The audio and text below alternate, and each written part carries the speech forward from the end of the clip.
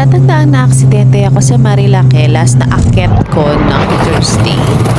At ito ang naging damages sa akin at sa motor ko.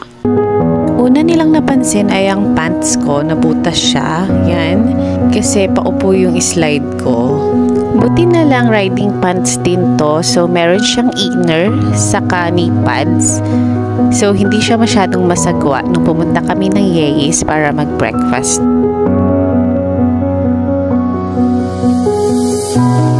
Yung leg bag ko, since nasa right leg ko siya yung nasira nung nalaglag ako dun sa motor.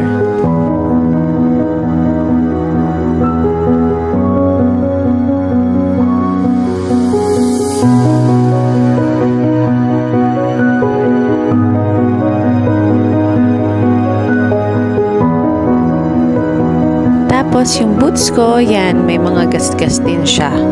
Imagine kung naka-normal shoes lang ako nung time na yon, possible na magkaroon ako ng mga gasgas or mabugbog yung leg ko or matwist yung ankle ko.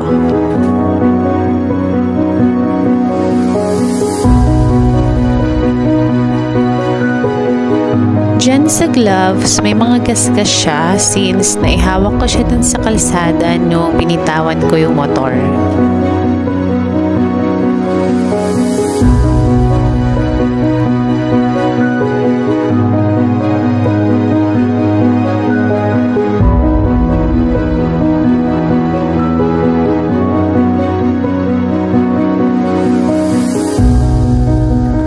Sa motor ko, may mga gasgas siya sa fairings, saka dun sa pipe, tapos naputol yung dulo ng throttle grip, yung foot brake, at saka yung side mirror.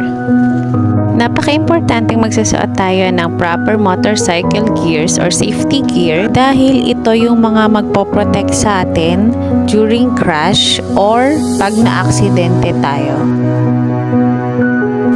Wala akong kahit na anong sugat or bale during the accident dahil nga nakasuot ako ng mga gears that time.